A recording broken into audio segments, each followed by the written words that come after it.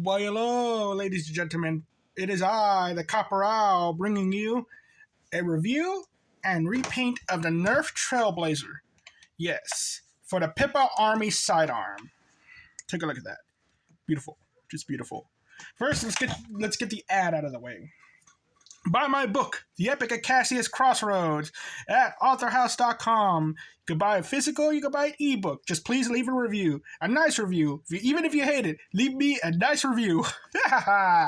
Anyway, so. Also, Pippa, please don't read it in your book club. I'll be so embarrassed. Because you're not going to read the voices, right? Like this guy, he speaks like a robot. Okay? You got to do the robot voice.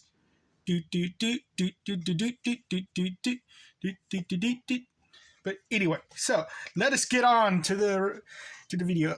So I've already done a review and repaint video of the Trailblazer. It was one of my first videos. It actually might have been my first video. And you can see I made it look like the gun from Trigun, which I left the DVD box set in my room. But yeah, it's like I do repost this. Also, I'm not on Twitter anymore, so I won't be able to post this again. But it's like, yeah, so you get the, so I made it look like the gun, Vash the Stampede's gun and all that. And so I was thinking, oh, well, I'll just get myself another Trailblazer and paint it up. So for the Pippa Army. Because it was either use the Trailblazer, use the Hammer Shot, or use the Fortnite SH. And I really consider the SH, but there's a problem with it that people might mess up with. So I decided not to do that. I'm also going to show off this. I have made a second painted Retaliator, but this time I had not painted the white part. So if you're going to paint a Retaliator, you're going to want to get the white ones. And I used the new matted white paint, and you can see there is a difference. There's a line right there and all that. And this is a little darker than this up here, but it no longer interferes with the blaster's performance. The only thing that does have a problem with is that I forgot to not paint this right here. So this mag release sometimes gets stuck, as you can see right here. So long as you don't get it, when it gets stuck, it will drop the mag. So yeah, but other than that, it came out successful. If you want to paint the Retaliator, just use the white Retaliators. Don't use the blues. Definitely don't use the red Recons. Okay, please don't use the red Recons unless but unless you're going to paint another Retaliator or the yellow Recon all the way and just have it for display purposes. There you go. And I should also note, I keep forgetting how to put this thing back together when I take it apart. Yeah, always keep that in mind that this one's a bit hard to take apart. You got to take pictures, so you know where to put everything back. So anyway, so I picked the Trailblazer because it's the cheapest one on the market. It's a pretty cool sci-fi looking blaster. It has a lot of details to it. You could go even more detailed than I did, like painting up this, painting up that, painting up this, and all that. You could go all out with this blaster if you want. But I chose to kind of go minimalistic with it. I added the gold because I was watching the Moonshine Animations Pippa things, and he gives her some he gives her solid pink and blue pistols with gold on them. So I was thinking, oh, maybe I should get another Trailblazer and just paint them all pink and blue and put on the gold. And I decided against that and kind of make a combination of the two and all that.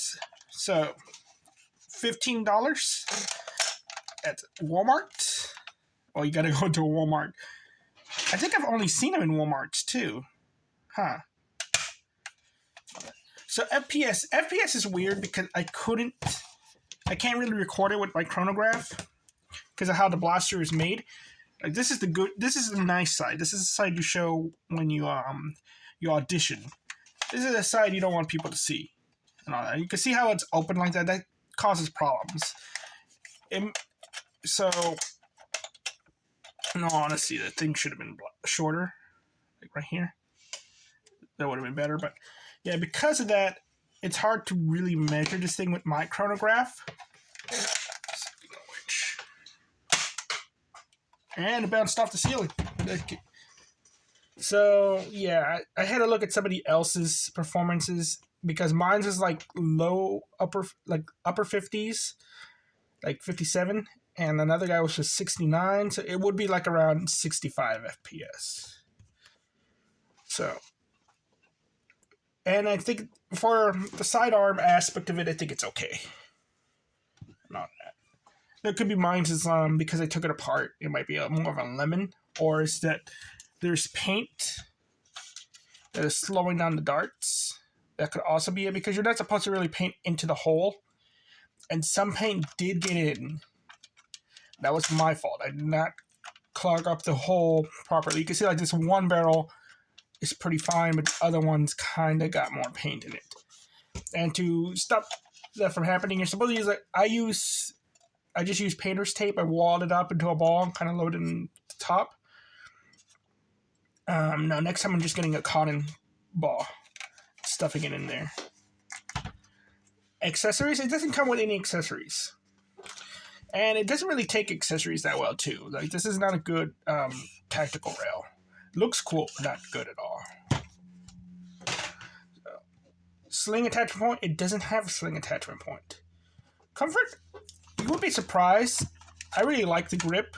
Everybody looks at it and is like, this grip looks terrible. But it's pretty nice. But the hammer is a bit up there. And all that. Compared to the hammer shot, let's pull that one out. Like, my thumb is perfectly on that. I don't have to really reach out for it. Well, with the Trailblazer, you kind of see, like, yeah, I gotta reach out a little bit more. And compared to the SH, it's similar. I gotta do that again as well.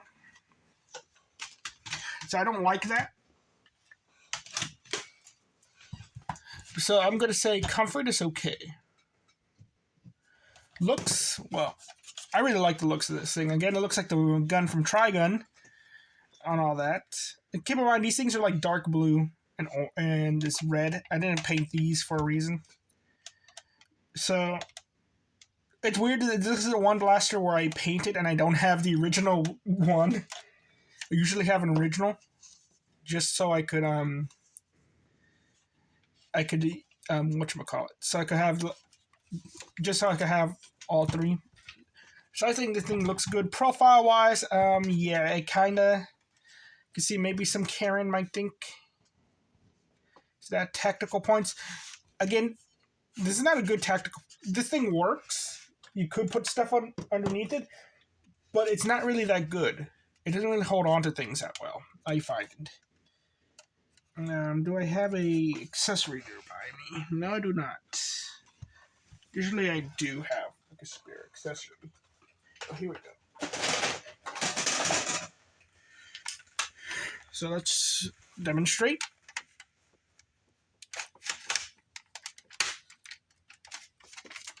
Oh, this one's actually hanging on pretty well. Usually the flashlight is the thing I have a problem. But you see, it looks stupid on it. And if you take off, if it's just that, like the flashlight, it still looks kind of weird. So I would have preferred they just didn't have a tactical point at all. But it also gets into another gripe of mine. It's like, we still don't have a revolver that has a front barrel attachment point. This thing could have been cut down and have a front barrel attachment point. Because it's supposed to be Elite 2.0, it's supposed to be similar to the Modulus. So that is one of my problems with this and all that. I would say tactical points are bad. Can't hold the rockets, can't hold the Mega. Internals are good, but there is a thing about this, and that goes into the modding aspect. You take, I'm going to experiment with the editing in my phone. So in the beginning of this video, you might see me like actually opening this up. If you don't, then it didn't work and all that. So yeah. So it's like it's one big piece. That's what the internals are. It's just one big piece and a few little extra things, and the cylinder and two little things that go with the cylinder. And that makes it easy. You don't have to like take apart the springs and all that. It's pretty nice. So that's what it is internally. But moddability is like this plastic feels cheaper, feels frailer than this. Definitely feel the differences in the quality. And I don't think it's like a cheapening thing. I think it's more like just some blasters, they make them like a thinner plastic, like they do with the Recon Mark II.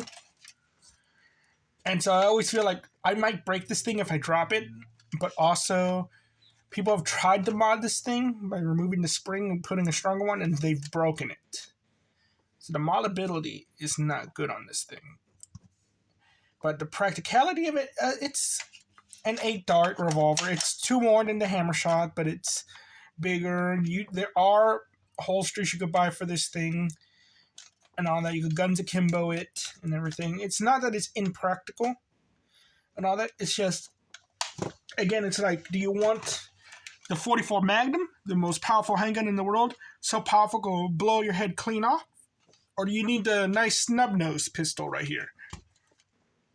Oddly enough, you look at them like diameter-wise and everything, they're pretty much the same size, but the length is what's different. And all that. So it's like... And because I have to stretch my hand out with this one more, I sometimes pull the trigger at the same time, so I'm actually fanning the gun, technically. Which I don't even think works right with this one versus the hammer shot, which you can fan, but it works less powerful and all that. So it's okay practically, but everybody just goes into a Sweet Revenge or a hammer shot, which, again, I really wanted to paint for this because, again, look at the details of it. Very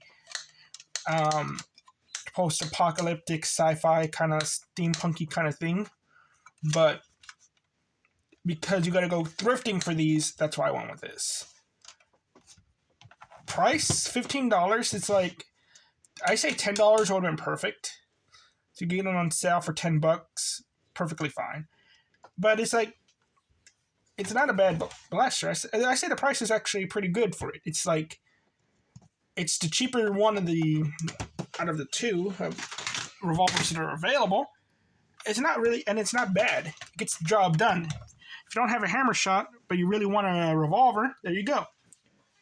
Or you just really want a cosplay thing, there you go. $15 isn't a bad price, but I say $10 is better. Results, 3, 2, 3, 4, 5, 6. So, you could technically make it, the bad is 4 because it can't hold the things, neither can the hammer shot. But again, it's like being fair, I would discount it for the hammer shot as well. But you can buy a mod for the hammer shot that makes it so that you can put a barrel attachment point on it. And you can mod the SH to have a barrel attachment point on it as well. Okay, and compared to that, it's different. So, it technically is a bad blaster, but I kind of have to disagree with my own rating. I think this thing's actually pretty good, in my opinion, and it's worth a buy. It's worth having one of them if you don't have a hammer shot. Again, if you have the hammer shot, you don't really need this, but if you don't, you want to get into the Nerf thing and all that, and you want a hammer action blaster, perfectly good. It's not the best out of them all, but it's perfectly good. And it's going to be your sidearm. It's going to be your secondary, or it could be your extra. Just keep that in mind. And is it a buy, skip, or novelty? I say it's actually a solid buy. I have no regrets for having them. Because for what I use them for, I love it. And all that.